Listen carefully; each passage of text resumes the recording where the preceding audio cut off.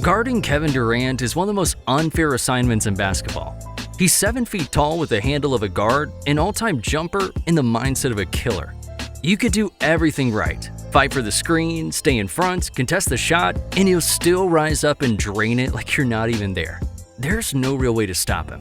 He's too long for guards, too quick for bigs, and too polished for just about anyone in between. Whether it's off the dribble, off the catch, in transition, or in isolation, he's a walking mismatch. And once he sees one shot fall, there's about to be an onslaught. But what makes KD really dangerous is how effortless it is. He doesn't need to talk, the buckets speak for themselves. He'll give you 45 and walk off like it was just another day.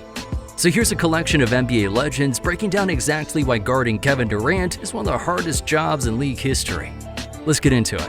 When it comes to three-level score, three-pointers, mid-range, below the Gary Payton area, below the Malone area, and finishing, it's we haven't had a scorer as equipped as KD in our league ever. The most talented basketball players that we've ever seen in our time. You know, the ability to score and create his own shot. I think he's an underrated defender. He guards, 1 through 5, but just his ability to shoot the ball, man. He reminds me a lot of Dirk because you've never seen Kevin Durant get his shot blocked to that 7 feet. I mean, you just can't touch it. You have a high release, a quick release, but his skills, man. Like if you had to pick a all-time hoop squad to go out and play a pickup game, KD's the #1 pick. Like you got to have him on your squad. But he's a Hall of Famer. He's a top 10 player in the NBA history to me, in my book. A couple of days ago, you called Kevin Durant the best player in the world. This was an epic battle. Take us through it. I said a couple of days ago, he's the best player in the world. He's still the best player in the world. And we know coming into this series that we had to do it as a team. We had to guard him as a team. We had to defend the whole team as a team. We had to play offensively as a team, and that's what we did. We were able to come here, play hard, compete each possession, guard KD, James Harden as a team, and we were able to get the win. My GOAT? Your GOAT. Man, this is going to sound crazy, but Kevin Durant. I mean, I've always just been a fan watching him play as a kid, I've always been a fan watching him play as a kid. Yeah. And it's just, he's the first 7-footer I've seen, like, putting the ball on the floor and scoring off the dribble, so I've always been a big fan. I mean, you don't see a 7'2" guard with deep range, absolutely no holds in his offensive game, can shoot over anybody, can run a pick and roll.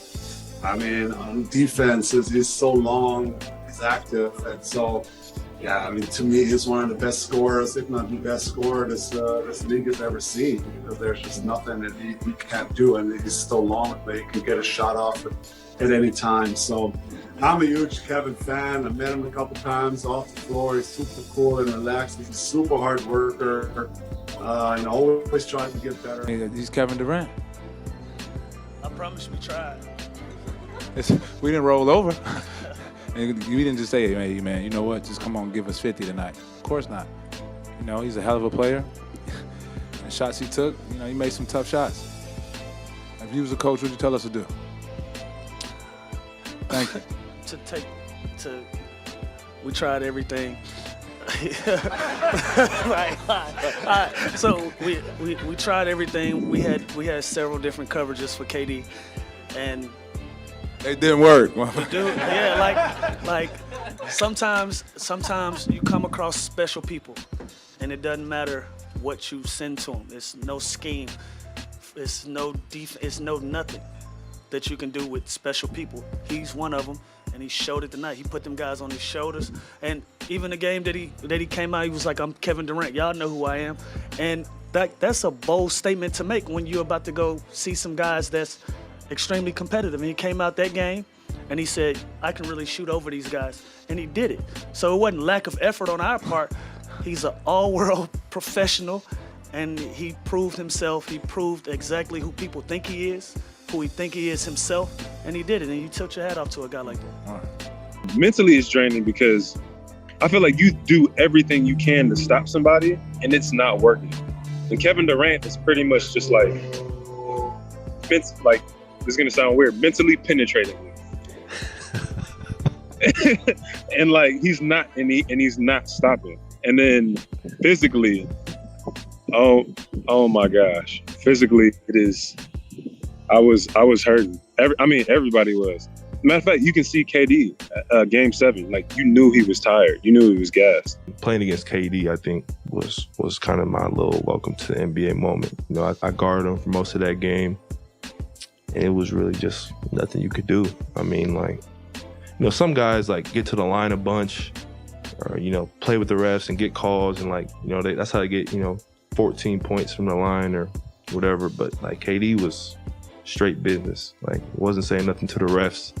You know, was getting to the line. I think he hit like 4 or 5 free throws, but he had 45. So most of those was buckets. And I think he missed 5 shots that game.